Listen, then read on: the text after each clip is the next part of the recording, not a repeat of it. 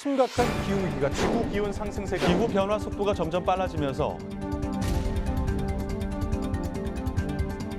1.5 degrees warming, and the difference between 1.5 degrees and 2 degrees for us really is a death sentence. 인간 때문이다. 돈도 못 쓰고 멸종한다. 내가 살아남기 위해서 우리는 변해야 되는 것 같아요. 우리나라를 먹여 살리는 기술은 기후테크에 달려있다. 시작이기 때문에 돈이 되는 거죠. 기상이변, 기후변화의 증거라고 합니다. 사업하는 입장에선 어떻게 보면 기회이기도 한데요. 바로 기후테크라는 분야이죠. 세계의 돈과 기술이 여기에 몰리는 이유. 이슈 더 이슈에서 같이 알아보겠습니다.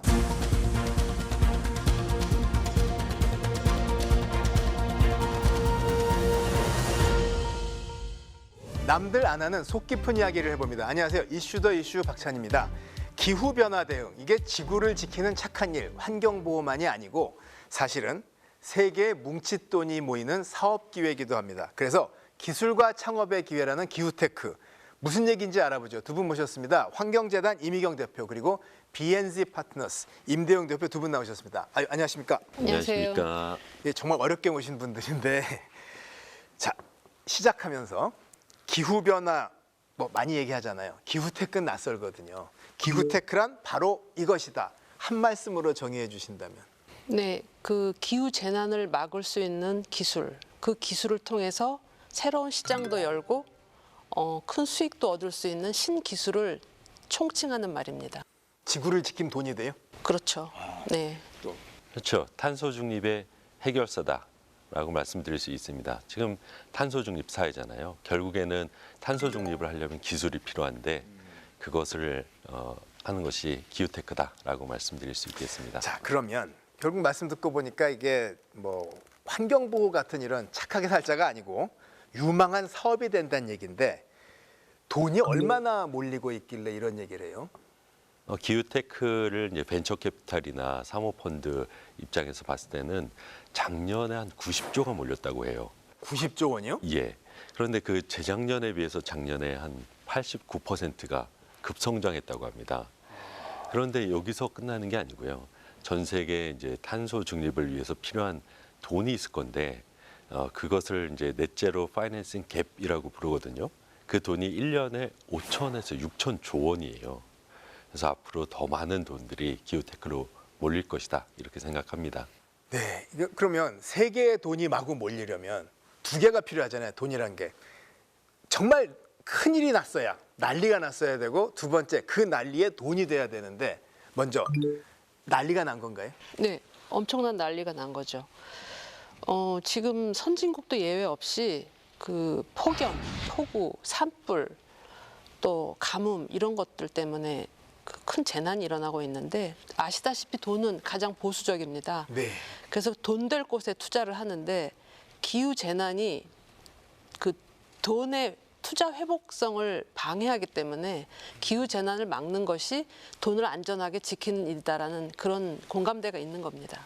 그 얘기할 때 제가 뭐 이렇게 찾아보면 대개 나오는 게 뭐 온도, 해수면 뭐 이런 얘기더라고요. 네네네네. 그래서 큰일 난다. 네. 좀 설명을 해주시죠. 지구가 뜨거워진 건데요. 뜨겁게 만든 이유는 산업시대 이후에 그 산업활동에서 화석연료를 썼잖아요. 그럼 그 부산물로 탄소가 나와요.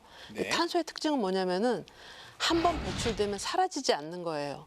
지구를 둘러싸서 태양광이 들어왔는데 나가질 못하는 거예요. 온실 효과. 그렇죠. 그러니까 1도, 2도 자꾸 올라가는데 그게 이제 2도 이상 올라가면은 가속도가 붙어서 계속 4도, 5도 가면은 이제 멸종한다, 지구가. 인간이 멸종한다. 그런 예측 시나리오입니다. 초고층 건물 밀집 지역인 중국 상하이 루자주이에 큰 호수가 생겼습니다. 사람들로 활기가 넘치던 쿠바 하바나 플라자 지역은 물에 잠겨 자취를 찾을 수 없습니다. 호주 아들레이드 공항도 일부 시설만 남긴 채 활주로까지 물에 잠겨버렸습니다. 지구의 평균 기온이 3도 높아졌을 때를 가정한 가상사진입니다. 기후변화 연구단체 클라이밋 센트럴 연구팀이 각 도시 고도와 인구 자료를 이용해 분석한 결과인데 자료를 보면 이런 기준일 때 세계 50여 개 도시가 침수 피해를 보게 됩니다. 예상되는 피해 인구수는 8억 명에 달합니다. 연구팀은 특히 아시아 태평양 지역의 피해가 클 것으로 봤습니다. 이 중 가장 취약한 나라들로는 중국과 인도, 베트남을 꼽았습니다. 이들 국가는 최근 몇 년간 석탄 소비가 늘었다는 공통점이 있습니다. 현재 지구 온도는 산업화 이전 수준보다 섭씨 1.2도가 높습니다. 과학자들은 기후위기로 인한 최악의 피해를 막기 위해서는 이 숫자가 1.5도 이하로 유지돼야 한다고 강조합니다. 그런데 또 까칠하게 생각을 해보면 이게 기후변화 얘기가 착한 거짓말이라는 분들도 있어요. 그러니까 예를 들어서 아니 뭐 빙하기도 있고 뭐 또 뭐 운석이 충돌하면서 변한 거 이런 게 크지 뭐 탄소 갖고 그렇게 큰 일이냐라는 분들도 있는데 그분들 얘기가 틀렸다는 게 지금 돈이 보여주는 건가요? 지금 그런 이제 음모설도 있고 설이 많았습니다. 그런데 1988년도에 세계 기상기구하고 유엔이 IPCC라고 기후변화에 관한 국가 간 패널을 조직을 해요. 네. 그래서 전 각 국가를 대표하는 과학자, 변호사, 외교관 이런 분들이 각 나라의 자료를 계속 수렴을 합니다. 그러면서 과연 이 온난화가 사람 때문인지 탄소 때문인지를 계속 추적 연구를 해요. 그런데 그 연구 결과가 2015년도에 이거 과연 인간 때문이다. 그래서 앞으로 1.5도 이상 그때 파리 협약에서는 2도였어요. 2도 이상 올리면 이거 멸종한다. 그럼으로써 모든 논란을 종식을 시켰습니다. 산업혁명 이후 배출된 온실가스는 지구를 뜨겁게 달궜습니다. 그동안 오른 지구 평균 기온은 무려 1.1도. 기후변화에 관한 정부 간 협의체 IPCC는 9년 전인 2014년 5차 보고서를 통해 지구 온도 상승을 2도에서 제한해야 한다고 주장했습니다. 기후학자들은 지구 기온 상승이 2도를 넘으면 과거 경험하지 못한 재앙적인 상황을 맞을 것으로 우려하고 있습니다. 지구 스스로 되돌릴 수 없는 구간으로 진입해 모든 생명체가 위험해질 수 있습니다. 그런데 기후재앙을 막기 위한 마지노선과 겨우 0.9도밖에 남지 않은 겁니다. 기온 상승 속도가 예상보다 빠르자 스위스에서 열린 제58차 IPCC 총회에서는 기온 제한을 더 강화한 6차 보고서가 승인됐습니다. 바로 1.5도의 경고입니다. Limiting warming to 1.5 degrees Celsius requires deep, rapid, and sustained reductions in greenhouse gas emissions. In all sectors, emissions will need to be cut by almost half by 2030 if we want a chance to stay at or below 1.5 degrees Celsius. 이를 막기 위한 구체적인 탄소 감축 목표치도 제시됐습니다. 2030년까지 2019년 기준 43%의 이산화탄소를 감축하고 2050년까지 탄소의 배출과 흡수량이 같은 탄소 중립이 실현돼야 한다는 겁니다. 특히 앞으로 10년간의 기후 행동이 지구의 미래를 위해 가장 중요하다는 의견도 제시됐습니다. 그러니까 뭐 착한 거짓말 누가 뭐라 해도 이제 국제 사람들이 모여서 자 이거 우리가 손 안 쓰면 큰일 나요라고 합의를 봤다는 말씀이고 그래서도 이제 RE 뭐 100 이런 걸 딱 정했단. 그러면 정했으면 각국이 합의를 했으니 정책이 글로 따라갈 거고. 그렇죠. 그러면 이거에 따라서 정책들이 나온다는 얘기군요. 그렇죠. 근데 제 생각에는 정책도 중요하긴 한데 일반 대중들의 생각이 더 중요할 것 같아요. 네.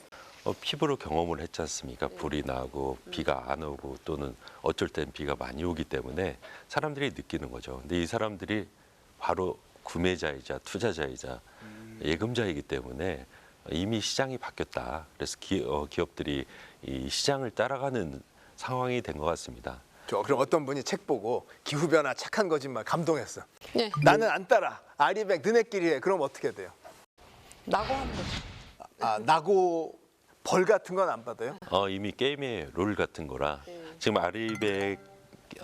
아리백에 실패를 하게 되면 고객사로부터 거래 중단을 당하게 됩니다. 당신 제품이나 서비스를 쓰면 우리가 아리백이 안 돼서 고통스러우니 거래 안 하겠소 이렇게 돼요? 그렇습니다. 아리백이 작동되는 과정을 보면 재생 전기 협약 같은 걸 맺게 되고 그 협약을 충족하지 못했을 때는 거래를 중단당하게 됩니다. 세계적인 투자자들은 투자 기업에게 강력한 탈탄소 로드맵을 요구하고 있습니다. 글로벌 아리백 회원들은 자신들의 어떤 서플라이 체인에 있는 공급망 기업들에게 자신들에게 공급하는 제품을 100% 재생에너지를 사용해서 공급할 것을 요구하고 있습니다. 교수님, 아리백을 누가 왜 만들었는지를 아시면은 네. 명확합니다. 2000년도에 몰라서 묻는 것만 아니지만 아무튼 2000년도에 탄소 공개 프로그램이라는 네. 단체가 생겼어요. 네. EU에서 거대 자본을 운용하는 거대 금융기관들 20개가 모여가지고 탄소 공개 프로젝트라는 거를 만들어요. 그리고 2004년도에는 탄소 그룹이라는 거를 영국에서 만들어요. 그래서 지자체들이 앞으로 이렇게 탄소 배출 많이 하면은 우리 투자하는데 지장이 있겠어. 탄소를 공개하세요라는 캠페인을 했는데 공개만 갖고는 안 되겠다. 그래서 두 단체가 합쳐서 2014년도에 아리백 제품 모든 거를 다 재생에너지로 만들지 않으면은 투자하지 않겠어라고 요청하는 거예요. 돈 쓸래 내 말 들어라. 그렇죠, 그렇죠. 그럼 탄소 국경 조정제 그건 또 뭐예요? 탄소 국경 조정제는 유럽에서 나온 제도인데요. 유럽에서 제품을 수입을 할 때 유럽보다 온실가스를 많이 배출하는 제품을 수입하게 되면 유럽의 탄소 배출권을 사서 상쇄를 해라라고 하는 제도입니다. 그러니까 우리 입장에서는 수출할 때 지장이 생기는 거죠. 그러니까 세계가 지구를 지키자고 약속을 했으니 여기 안 따르면 돈도 못 쓰고 물건도 못 팔고 하니 뭐 같이 착하게 삽시다. 그러면 돈이 더 됩니다. 뭐 이런 얘기 같은데, 자 그러면 이게 결국은 기후변화 대응을 하면서 사업 기회가 보이니까 돈이 모이는데요. 마이크로소프트, 테슬라 이런 사람들이 막 나서고 있더라고요. 그러면은 이런 거대 돈들이 모이면은 기술 가진 사람, 사업하고 싶은 사람한테는 기회가 정말 되겠군요. 네, 엄청난 기회인 거죠. 테슬라가 뭐 전형적인 예가 됐는데요. 네. 억만장자가 되려면은 억만 명의 고민을 풀어주라고. 와, 명언이네. 네. 그러니까 지금 지구상에 현존하는 문제 중에서 전 인류에게 가장 치명적으로 영향을 주는 문제는 기후변화 문제거든요. 기후변화 문제에서 가장 중요한 거는 에너지원을 바꾸는 거예요. 석유, 석탄에서 자연에너지를 바꾸는 거거든요. 그러면 얼마나 어렵겠어요. 테슬라의 배터리 효율을 올려주는 첨가제 하나만 만들어도 재벌이 될 그렇죠, 테니까.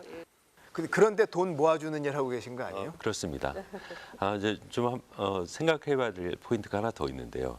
대개 이제 대기업들은 상용화된 기술을 스케일업하면서 네. 비즈니스를 하지 않습니까? 네. 근데 이 탄소 중립으로 오게 되면 2050년에 필요한 기술이 있을 거지 않습니까? 기후테크. 근데 그 중에 45%가 아직 상용화가 안 됐어요. 뭐 다른 말로 하자면 여전히 사람들의 어떤 상상 속에 있거나 아니면 뭐 특허장 속에 있거나 스타트업 벤처들한테 있는 거거든요. 자, 그러면 분야별로 좀 나눠서 설명을 해주시죠. 네. 대개 이제 기후테크 하면은 되게 애매모호한데 사실 이것에 대한 아주 구체적인 기술적 법적 기준은 우리나라의 경우 한국형 녹색 분류 체계 K-텍소노미에 네. 정의가 돼 있습니다. 이 74개 경제 활동이 있는데요. 네. 근데 이렇게 74개를 다 말씀드리기 어려우니까 좀 쉽게 설명하자면 크게 5가지를 얘기를 합니다. 첫 번째는 카본테크인데요. 탄소를 감축하고 탄소를 포집하는 기술입니다. 두 번째는 푸드테크예요. 특히 음식물과 관련해서 작물을 재배하는 과정에서 탄소를 줄일 수 있는 기술이죠. 세 번째는 에코테크입니다. 자원을 재활용하고 친환경 제품을 개발하는 기술이고요. 네 번째는 지오테크, 탄소 관측 또 모니터링 기상 정보를 활용하는 기술입니다. 마지막으로는 클린테크가 있는데요. 주로 재생에너지와 대체에너지를 생산하는 기술입니다. 그러니까 뭐 아무튼 지구를 좀 덜 더럽히고 뭐 대신에 뭐 새로운 걸 해서 잘 살아보자 이걸 분류를 한 것 같은데 이거 5개를 우리가 다 잘하고 있는 거예요? 이제 시작이죠. 이제 시작. 시작이기 때문에 돈이 되는 거죠. 먼저 하면 되니까. 그렇죠. 이거는 전 세계 뭐 빌 게이츠 등 자본가들이 미래 사회를 위해서 꼭 필요한 기술이기 때문에 앞으로 제2의 빌은 그린 영역에서 나온다 하면서 지금 막 본인도 엄청 투자를 하고 투자를 계속 유도하면서 그 재생에너지가 가격이 싸져서 그런 재생에너지를 저개발 국가에 공급하려고 굉장히 노력을 하고 있습니다. 아, 또 전 세계가 써야 또 그 표준도 되고 하니까. 왜냐면 저 개발 국가도 이제 개발을 막 나서고 있는데 우리는 다 썼는데 너희는 쓰지 마 이럴 수가 없거든요. 그러네요. 근데 재생에너지가 비싸니까 이제 싼 가격에 보급할 수 있게. 지금 그럼 5가지 들어봤는데 이제 아무래도 사람들이 관심 가져 하는 걸 몇 개 좀 저희가 뽑아봤어요. 첫 번째가 탄소 포집, CCUS라고 있잖아요. 네네. 이게 건설하시는 회사들이 뭐 많이 하더라고요. 이게 해양 플랜트 적용한 거라고 하던데 어떻게 해서 지구를 지킨다는 얘기예요? 이 CCUS에 대해서는 제가 말씀을 드리겠습니다. 네. CCUS라고 하는 것은 네. 탄소를 포집한 것을 그대로 저장을 하지 않고 뭔가 새로운 제품, 뭐 예를 들어서 뭐 친환경 연료나 뭐 네. 드라이 아이스 원료를 만든다거나 이런 제품으로 다시 한번 활용을 하는 그런 기술 뭐 말합니다. 이렇게 기존의 건축 자재 같은 거, 뭐 시멘트 이런 거에다가 탄소를 첨가제처럼 써서 뭐 하면은 뭐 잘 쓴다 뭐 이런 얘기는 들어본 것 같아요. 그런데 그게 이제 이른바 CCUS의 U군요. 예, 그렇습니다. 유틸리제이션. 예, 그렇습니다. 근데 이게 부정적으로 얘기하는 분들도 있더라고요. 이게 오히려 그 뭐 탄소 많이 쓰는 사람들 더 연명해 준다. 이게 무슨 얘기예요?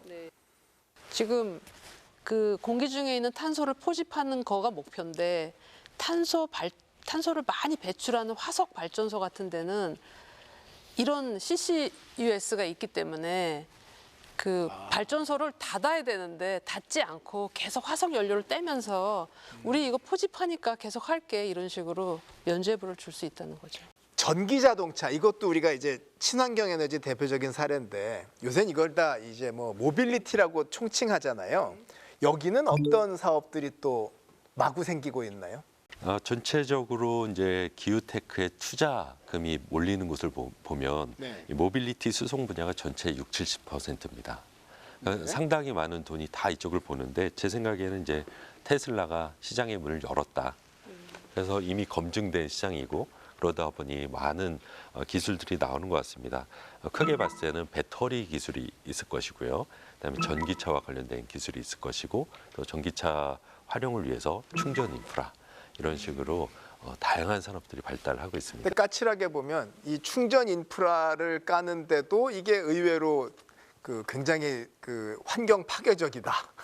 그 다음에 배터리나 태양광도 그 소재나 제작 과정을 보면은 친환경적이지 않다는 까칠한 시선도 있습니다만 어떻게 해야 되나요? 그러니까 이제 이게 아직 기술이 완성도가 끝까지 간 게 아니거든요. 그렇기 때문에 더 투자금이 몰리는 거예요. 그러니까 배터리 같은 경우에는 이제 재생에너지 쪽으로 더 가고 전기차가 활성화되면은 거의 엔진이잖아요, 배터리가. 그러니까 이거는 더 효율도 높아야 되고 가벼워야 되고 또 만든 거를 또 재활용도 해야 되고 회수. 아, 그렇죠. 그리고 만드는 공정에서 또 친환경적으로 만들어야 되기 때문에 앞으로 가능성이 지금 과도기라는 관점에서 가야 될 길을 가고 있는데 완성도가 떨어졌다고 해서 그걸 문제 삼으면 안 되는 거죠. 더 발전해야 되는 일이니까. 방향이 섰으니까 그쪽으로 가는데 뭐 이를테면 태양광 패널에 그 규소판 쓰는 게 환경 친화적이지 않다면 이걸 어떻게 친화적으로 만드느냐에 기술에 돈이 간다. 아, 그런 얘기네요. 에너지 효율을 높여야 되고. 예. 자, 그러면 배터리 이제 뭐 온 세상이 주목하고 있잖아요. 이제 2차 전지라고 해서 어떤 부분에 구체적으로 사업 기회가 있어요? 이게 기후테크잖아요. 스타트업 관점에서 이제 좀 설명을 드려보겠습니다. 현재 거대 배터리 제조사들이 바라보고 있는 건 리튬이온 배터리죠. 네. 근데 이 리튬이온 배터리는 아무래도 이제 리튬 자체가 분쟁 광물이기도 하고요. 예. 그리고 채굴을 할 때 환경사회적 영향이 상당히 있습니다.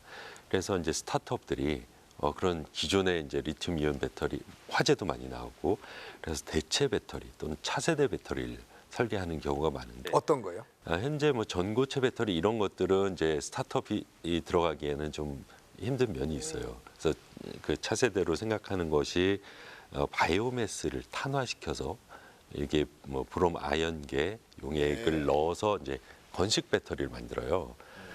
그래서 이 건식 배터리를 만드는 스타트업들이 국내에도 몇 군데가 있는데요. 현재 이제 테슬라 같은 경우에는 리튬이온 같은 습식 배터리 말고 건식 배터리 회사들만 인수하고 있다고 해요. 네, 전기 자동차 어느새 다 우리의 일상이 됐지만 아직은 충전 시설, 수리 이런 데 좀 고민들이 있죠. 그런데 휘발유나 경유 차량을 전기 자동차로 개조하는 이런 회사가 있다고 합니다. 참 참신하죠? 화상 연결로 만나보겠습니다. 자, 안녕하세요. 안녕하십니까. 저는 현재 택배 차량용 전기차 개조 기술 개발 및 실용화 연구를 통해서 국내 최초로 전기 자동차 개조 인증을 받고 있는 박정민이라고 합니다. 그러면 내연기관 자동차를 이제 친환경 전기차로 개조를 해서 주로 택배에 쓴다고 하셨는데 그럼 아무 자동차나 다 가져가면 개조를 해주나요? 네, 가지고 계신 자동차들이 전기차로 바뀔 수만 있다면 많은 분들이 시도를 해보실 수 있을 것 같은데요. 현행 법상 기존 승용 자동차는 아직은 규정이 좀 남아 있어서 개조에 대한 승인이 아직 안 되고요. 저희가 만드는 전기 트럭처럼 트럭에 관련된 부분들은 개조가 법령이 풀려 있기 때문에 저희도 국가에서 개조 인증을 받고 있습니다. 네, 그러면 되게 뭐 공짜가 없는데 시간이나 비용이 어떻게 드나요? 네, 저희가 제작하고 있는 1톤 트럭의 개조 비용은 약 2천만 원 이하로 책정되어 있는데요. 제작 시간은 약 3일 정도 소요가 되죠. 완성 자동차에 현재 판매하고 있는 트럭은 보조금을 받아서 2천만 원 이상 정도의 보조금을 받아서 나머지 또 2천만 원 이상의 자부담을 내야 하는 구조인데 저희는 기존 자동차를 그대로 가져와서 2천만 원 이하로 비용을 지불하지만 국가가 국가에 있는 환경부처가 지금 보조금을 지급하겠다고 논의를 심각하게 하고 있기 때문에 아마 보조금을 받게 된다면 몇백만 원 선에서 바로 즉시 개조가 가능한 그런 형태가 될 것 같습니다. 자, 그러면 어떻게 개조하는 게 이른바 경제성 또는 환경 측면에서 의미가 있다고 생각을 하시는지 그 확신을 좀 듣고 싶은데요.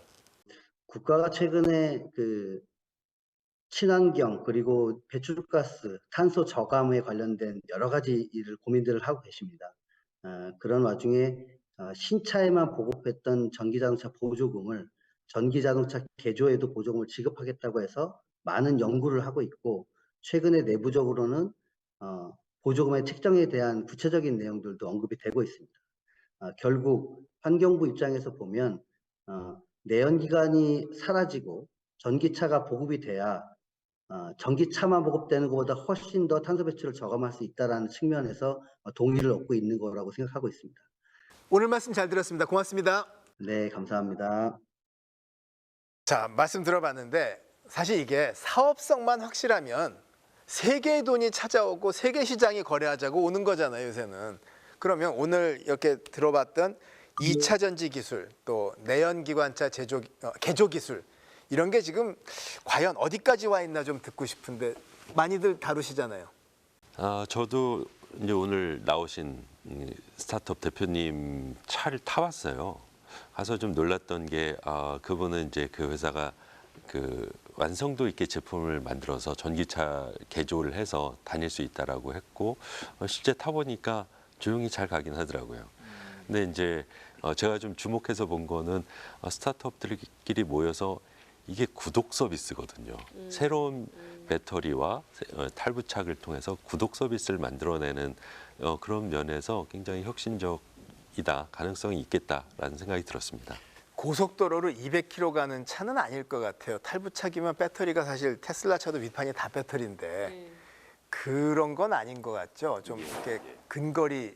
주로 택배 차량에 쓰이는 걸로 알고 있는데요. 대개 이제 대도시 같은 경우에는 이제 택배 차량들이 디젤 기반의 경유 차량이니까 아무래도 뭐 온실가스 문제도 있겠지만 미세먼지가 심각하잖아요. 그래서 그런 경유차들을 도심지로 못 들어오게 하고 있어서 이런 기술들이 나름 시장에 의미 있게 우리 생활에 좀 와닿게 펼쳐지지 않을까 기대해 봅니다. 근데 배터리가 어쩌다 이렇게 강국이 됐나요? 배터리는 그 전기차의 거의 심장과 같은 그렇죠. 역할을 하기 때문에 뭐 이미 자동차 인프라가 있는 거고 또 전기차에 대한 우리나라 기업들이 또 빠르잖아요. 그래서 오랜 준비를 거쳐서 해온 거라고 생각합니다. 또 굉장히 빨리 따라간 거고. 네. 지금 배터리 공장을 하도 많이 키워야 되니까 그 건설 물량이 너무 많고 자재 물량이 너무 많아서 장비 업체들, 건설 업체들이 지금 다 배터리 회사 가서 일감 달라고 그런대요. 그러니까 보람 있으시겠습니다. 이제 아이고 제가 보람을 느낄 일은 아닌 거고요. 제가 느끼는 거는 뭐냐면은 배터리의 부상처럼 기후테크가 지금 앞으로 우리가 알지 못하는 영역에서 더 많이 등장할 수 있는데 뭐랄까 사회적으로 그런 거를 조금 이렇게 자극을 주고 청년들이 도전할 수 있게 해주고 그런 일들이 좀 부족한 것 같아요.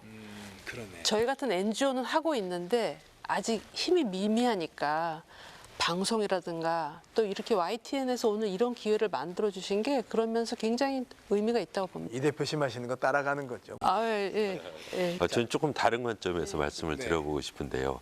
사실 이 배터리 기술은 일본, 중국이 이제 장악을 했던 산업입니다. 과거에. 예. 그런데 우리 이제 대기업들이 과감하게 이제 진출하고 대규모 투자 또 기술 투자를 통해서 이제 우리가 경쟁력을 갖춰가고 있는 건데요. 이런 과정을 통해서 이게 우리나라 국가 경제에도 이바지를 한다. 왜냐하면 우리나라를 먹여 살리는 기술은 그동안 반도체로만 알고 있었는데 배터리 산업은 반도체보다 훨씬 큰 산업이 될 겁니다. 그래서 우리나라의 미래에도 기후테크에 달려있다 이렇게 말씀드리고 싶습니다. 예. 그리고 저는 그 배터리 회사가 죽지 않고 그 사망의 골짜기를 빠지지 않고 살아남기까지 그 오너분이 얼마나 이거를 애지중지하면서 하여간 죽지 않게 하려고 해왔던 거를 잘 알고 있어요. 특정 기업은 아니고 알고 있는데 그런 것처럼 이렇게 미래를 보는 선구안이 있어야 그 새로운 기술로 가야 기술이 패권이 되는 시대에 살아남을 수가 있다. 그렇죠. 예. 우리 게 다 깔리면 남들 따랐으니까. 그렇죠. 예. 그런 선구안이 저는 굉장히 필요하다고 봅니다. 예. 자, 또 다른 얘기 해볼까? 이번에 푸드테크 쪽 얘기를 해보죠. 음식물의 원재료, 이게 곡물, 가축 뭐 이런 거잖아요. 여기서 이제 탄소 배출이 크다고 하는데 이쪽에 신기술들이 지금 나오고 있다고 하죠. 어떤 것들이 주로 각광받고 있습니까? 네, 일단 육식이 에너지 효율이 굉장히 낮은 그렇죠. 생산물이죠. 그래서 육식을 대체할 대체육들이 지금 뭐 굉장히 많이 나왔고 이미 상용화가 됐고 햄버거 이런 것도 뭐 일상화돼 있고 우리나라도 많이 지금 회사에서도 하고 개인들도 하고 이런 연구들 많이 하고 있는 것 같습니다. 그래서 기후테크라고 하는 것이 마치 이렇게 자동차 배터리나 이게 거대한 것이 아니라 굉장히 이제 주변에 모든 에너지를 소비하는 모든 영역에서 다 필요한 분야다라는 거를 좀 알려주셨습니다. 요즘에 그 유행을 보려면은 이제 그 컨설팅 회사 보고서들 보면 그게 딱 유행인데 요거 많이 나오더라고요. 최근에 보니까 대체 식품 시장이 크고 있고 뭐 대체 요건 이런 게 있고 돈이 모이긴 모이네요. 뭐 컨설팅 회사 보고서에 따르면 대체 식품의 시장 규모가 2017년 기준 약 89억 달러였대요. 근데 2025년에는 약 178억 달러, 그리고 2029년에는 366억 달러.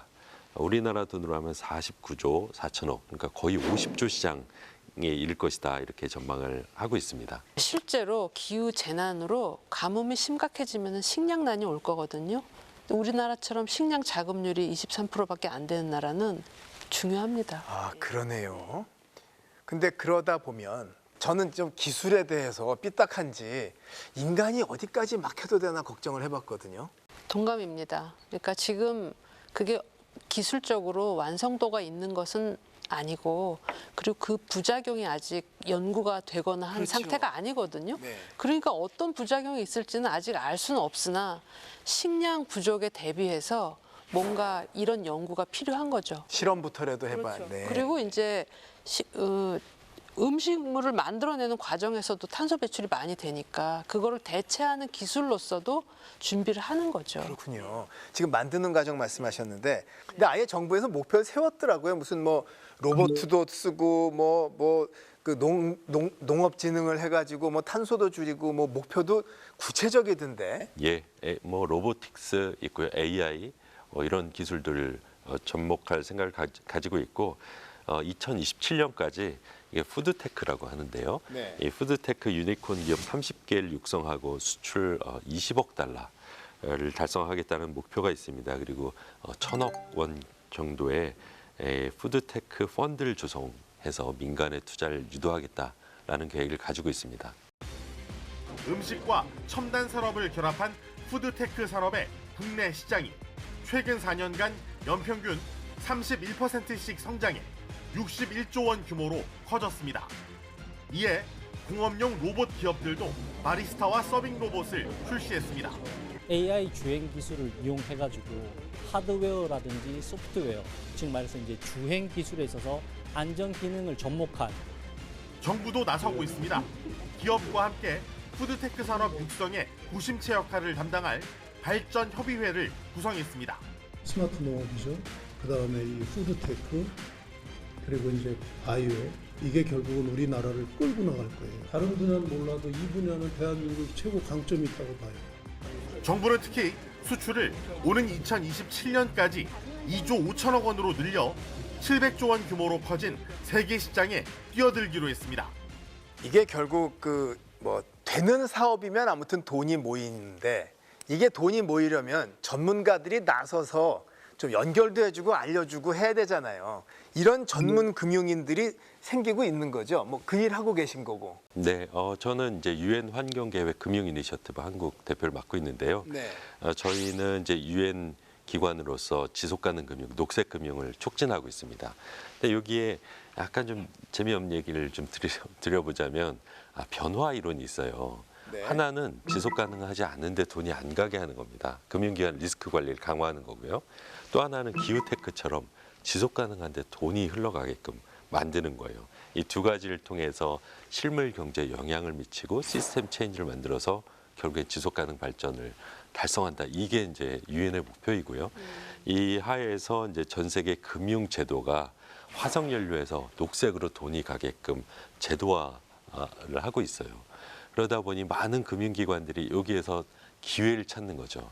그래서 미국이나 유럽의 대형 IB들 보면 2030년까지 1,000빌리언 US 달러, 우리 돈으로 1,300조 원의 돈을 이 텍소노미에 따라서 기후테크, 기후 프로젝트에 투자하겠다 이렇게 밝히고 있습니다. IB들의 그 계획은, 그러니까 투자은행들의 그 계획은 요 탄소 텍소노미에 맞추어서 유망한 사업들을 발굴해서 벤처 파이낸싱도 하고 또 키우기도 하고 이런 식의 규모를 잡아놓은 거군요. 그렇습니다. 그러면 ESG 경영의 E도 이쪽 얘기잖아요. 네, 그럼요. 네, ESG가 사실 2006년도에 UN 글로벌 컴팩트가 기업을 이런 식으로 자원을 막 써가지고 경영하면 안 된다. 그래서 가이드라인을 만들어가지고 그 리포트를 냈는데 그때 처음으로 등장했던 용어가 ESG예요. ESG라는 그 프레임을 만들어서 경영을 이렇게 하세요라고 권고를 했지만 반응은 없었죠. 시장의 반응은 없었는데 2020년도에 코로나 발발 이후에 이게 뭔가 이 재난을 통해서 전 세계가 이렇게 다 문을 닫을 수도 있다라는 생각을 하게 됐고 정신이 번쩍 든 거군요. 그렇죠. 근데 그 코로나 역시 기후 재난의 일종이거든요. 그렇죠. 예. 그래서 블랙록의 그 CEO께서 편지를 보내면서 앞으로 이런 식으로 기후 변화를 촉발하는 탄소 배출하는 기업에는 돈도 투자 안 하겠고 투자한 돈도 회수하고 그걸 계속하는 CEO는 그 자리에 있을 생각하지 말아라라고 계속 경고를 보내니까 이제 그제서야 투자로부터 자유로운 기업이 없지 않습니까? 블랙록 돈을 쓰려면 이 말을 들어라. 그렇죠. 그게 테마가 되고 이게 또 이런 기후테크의 흐름과 맞아서 돈이 더 몰린다. 그렇죠. 그러면 우리나라 공모전 이런 거 많은데 공모전 보면 이게 취업 이력서 꾸미기가 상당히 많아서 불만이었거든요. 근데 미국도 하대요. 무슨 엑스프라이즈라고 여기는 환경 갖고 이번에 하는데 무시무시하더라고요. 이거 뭐예요? 상금이 1,400억입니다. 한 명한테 1,400억 주나요? 아니면 합해서? 합해서 1,400억인데 그 1등이 600억 원이에요. 그래서 테니스 대회 이런 것처럼 반 이렇게 가는군요. 이 돈도 돈이지만 이 방식 자체가 그 공모의 방식은 가야 되는 목표가 분명한데 갈 방법을 모를 때 보통 쓰는 게 공모라고 하잖아요. 또 관심도 끌고. 그렇죠. 근데 그렇죠. 중요한 말씀 하신 거예요. 그러니까 돈이 액수가 크니까 잘 모르는 사람도 그게 뭔데 나는 안 되나? 이렇게 할 수가 있는 거죠. 기사기로 덤벼보는군요. 그래서 이 사이트의 슬로건이 뭐냐면은 담대한 낙관주의예요. 우리는 기술로, 우리가 알고 있는 기술로 더 좋은 세상을 만들 수 있다. 지속 가능한 세상을 만들 수 있다는 거거든요. 그래서 지금 엑스프라이즈 재단 같은 활동을 했으면 좋겠는데 아무도 없어서 저희가 한번 해보려고요. 아, 환경재단에서 하시죠? 해보려고요. 예. 그럼 한 뭐 1조 정도를 모으셔야. 한번 해보려고요. 자, 바로 이런 담대한 도전에 대한 글들, 댓글들을 저희가 한번 모아봤는데요. 하나씩 읽어볼까요? 임 대표님 한번 첫 번째 거, 저 뭐라고 된 건가요? 네, 욕심 많은 인간들 때문에 결국 믿을 건 현대 과학 기술이 희망이 되어버렸네요. 꼭 탄소 포집 기술의 성공에 우리 문명을 끝없이 이어갈 수 있으면 합니다. 이공계 대학원생이 쓴 것 같은 느낌이. 자, 이 대표님 두 번째 거. 과학이 이제 환경을 위해 집중적으로 발전했으면 좋겠어요. 더불어 우리가 가진 산과 우림들의 가치를 아주 높게 보았으면 좋겠어요. 환경재단에서 쓰신 것 같은 느낌이. 그러니까 그만큼 많이들 이제 공감을 하는 거죠. 또 임 대표님. 포집한 탄소를 활용해서 회생구동을 하는 방향으로 갈 수 있다면 좋겠네요. 아까 말씀하셨던 거고. 네, 공기 중에 이산화탄소를 모아서 다시 쓰는 거 생각해 본 적은 있는데 그게 진짜 실현될 줄은 몰랐네요. 야, 역시 이게 애국은 과학이 하는 거군요. 이거 뭐 말만 많은 사람들보다 이게. 그런데 그러면 마음이 착한 사람들의 이야기잖아요. 사실 환경 얘기가. 근데 이게 이제 돈도 되고 있는데 그러나 아직도 그 속사정을 보면 친환경이냐 이게 과연 뭔가 좀 더 노력이 많이 필요한 거 아니냐 얘기를 하거든요. 생각해 볼 점이긴 하잖아요. 네, 저는 친환경 기술이나 또 지속 가능한 기후 테크에 착한이라고 하는 도덕적인 언어를 쓰는 것은 적절하지 않은 것 같아요. 왜요? 왜냐하면 이거는 실제로 꼭 필요한 일인데 세상에 없기 때문에 만들어낸 거고 그렇기 때문에 더 돈을 버는 일인데 실제로 뭐 법적으로 지탄을 하지 않더라도 사람들이 이제는 이제 투명 사회가 돼가지고 SNS가 이제 엄두를 못 낼 거예요 아마. 그런 기업은 이제 바로 퇴출이기 때문에. 예. 수소 경우도 사실은 수소 막연히 좋다고 했는데 또 뭐 만드는 과정이 뭐 친환경적이지 않다 뭐 이러고 하다가 또 막 얘기가 엉키고 그랬는데 방향은 어떻게 해야 돼요? 예, 방향은 수소를 만들어내는 과정도 친환경적이어야 하기 때문에 그게 그린 수소예요. 네네. 그린 수소가 우리가 최종적으로 도달해야 될 목표인데 가기 전에 이제 화석 연료 태운 데서 나온 수소, 그린 수소, 원자력에서 나온 핑크 수소, 또 LNG에서 나온 무슨 보라색 수소 이런 이제 과도기입니다. 그린 가기 전에 블루, 핑크 뭐 그렇게 되는 거군요. 그런데 새로운 에너지원으로 그린 수소가 된다면은 굉장히 수소가 공기 중에 제일 많은 그 기체이기 때문에 되면 이제 끝내주는 거죠. 그렇기 때문에 가야 될 길인데 가야 될 길이 반환경적인 요소가 있다고 해서 질책을 하면은 갈 수가 없는 거죠. 방향이 있으니 잘 되는데 노력을 하면 돈도 모인다. 예. 그렇지만 우리가 이걸 그린워싱이라고 하잖아요. 네. 근데 그린워싱이 시장에 이제 만연하게 되면 사람들이 이 분야에 신뢰하지 않을 거예요. 그렇죠. 예. 돈이 있는 사람들이 기후테크에 투자를 하지 않을 거기 때문에 예. 우리가 진정성을 가지고 그럼요. 실제로 온실가스 감축에 기여하고 하는 기술들 찾아서 투자하는 예. 게 중요합니다. 그래서 그러니까 맞아요. 주가라는 건 결국 미래 가치를 담고 있기 때문에 이게 그런 쪽으로 가고 있어서 시간표를 단축시키려고 노력을 해야지 여기 있으니까 우리 수소야라고 할 때는 투자받기 어려운 거죠. 예. 자, 오늘 뭐 기후테크 관련해서 기술과 사업의 기회들을 같이 살펴봤는데 그러면 월스트리트의 돈, 또 유럽의 돈이 우리나라로 오고 또 전 세계 시장의 플레이어들이 같이 사업하자고 오려면 지금 우리는 무엇을 어떻게 해야 되는지 말씀을 좀 해주시죠. 이 대표님부터. 네, 아까도 잠깐 말씀드렸는데 어떤 새로운 기술이나 산업이 발전하기 위해서 반드시 선행 요소가 있어야 되거든요. 왜요? 이제 기후 테크라는 거에 대해서 이게 직업적으로 도전을 하려면은 기후 변화 문제에 대해서 잘 알아야 돼요. 네. 근데 우리가 공교육에서 환경 교육을 안 받습니다. 아, 그런가요? 네. 전부 그냥 뭐 핸드폰 보고 하는 거예요? 공교육에서는 이 교육의 내용과 실제 사회 문제하고는 유리된 지가 오래됐어요. 그래서 뭐라 그럴까, 이제 공교육이 전환하려면 시간이 걸리니까 어떤 사회적인 문제를 내가 어떻게 해결할 수 없을까라고 생각하는 그런 책임 있는 시민의식, 이런 게 어느 정도 있으면 거기서 시작이 되는 거지, 저게 돈이 되니까 그런 거 전혀 없이 그냥 달려든다고 그런 기술이 나온다고 생각하지 않아요. 드라마나 예능에 나와야 요즘은 관심이 되는데. 그리고 두 번째는 그 다양성의 효과인데요. 플로리다 교수라는 분이 어떤 신기술이 나오는 곳과 지역이 뭔가 비례한다는 걸 발견을 해요. 그래서 어떤 지역에는 왜 신기술이 그렇게 많이 나오나. 그래서 그게 그 보헤미안 지수거든요. 그 지역이 가지고 있는 다양한 예술가들의 숫자가 결국은 신기술하고 비례한다라는 거를 밝혀내요. 아, 공부 열심히 안 하고 음악 미술 열심히 해요. 그러니까 그 지역에 여러 장르가 같이 있는 거예요. 그런 다양성이 있어야 된다. 근데 다양성이라는 건 결국은 개방성인 거거든요. 네. 예, 그래서 우리가 어떤 이런 신기술을 향해서 지금 막 사회적으로 나가야 되는데, 과연 어떤 차이나 이런 거에 대한 그 개방성이 있는 문화인가.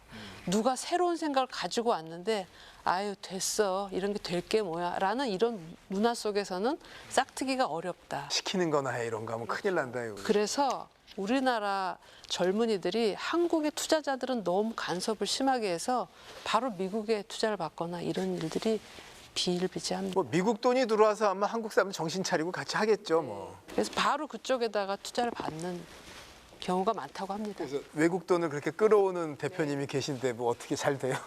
결국에는 이제 스케일업해서 글로벌화를 해야 이제 외국 돈을 받는 거잖아요. 근데 여기에서 이제 키는, 저는 기술적인 키는 이제 K 텍소노미, 한국형 녹색 분류 체계 기준을 잘 충족하는 게 중요하다라고 생각을 합니다. 그래야 이제 대기업들이나 투자자들이 거기에 텍소노미에 따른 기후테크에 투자를 하고 그 성과를 또 공개를 하거든요. 지금 세계가 금융위기의 조짐 때문에 걱정하고 또 긴축 기조잖아요. 이런 것들이 그 지금 말씀하신 기후테크 쪽에 돈이 모이는데 일부 저해 요인이 될까요? 당연히 저해 요인이 될 건데요. 근데 전 세계 중앙은행들의 움직임을 보면 이 긴축 상황에서도 녹색에는 유동성을 더 공급해라라는 게 입장입니다. 아, 그래요? 예, 그래서 작년 그렇게 어렵고 올해 넘어오면서 스타트업들이 투자를 많이 못 받았는데 제 주변에 기후테크 하시는 분들은 그래도 투자를 또 많이 이 상황에서도 받으시고 공장도 또 확장하시고 이런 분들 많이 왔습니다. 그래서 이 분야로 이제 확실히 돈이 몰리는 것 같아요. 다음 달 5월 달에 저희 유넵 파이낸스 이니셔티브에서도 아태 지역 라운드 테이블을 하는데 딱 한국을 집었어요. 한국을 보고 싶다. 왜냐하면 한국은 혁신이 많이 벌어지고 있는 국가이기 때문에 한 500여 명의 투자자들이 한국에 와서 이제 우리나라의 기후테크에도 관심 있게 주목해서 볼 겁니다. 예, 이런 흐름들을 엮는 게 중요하다고 생각합니다. 네, 기후 변화에 대한 대응, 이게 바로 세계가 약속한 하나의 방향이죠. 변화에는 기회가 있습니다. 그래서 벌써 세계의 돈과 시장이 모여들고 있다고 하네요. 아무쪼록 나라의 힘을 모아야 되겠습니다. 오늘 두 분 모셨죠? 환경재단 이미경 대표, 그리고 BNZ 파트너스 임대용 대표. 대단히 수고하셨습니다. 고맙습니다. 감사합니다. 감사합니다.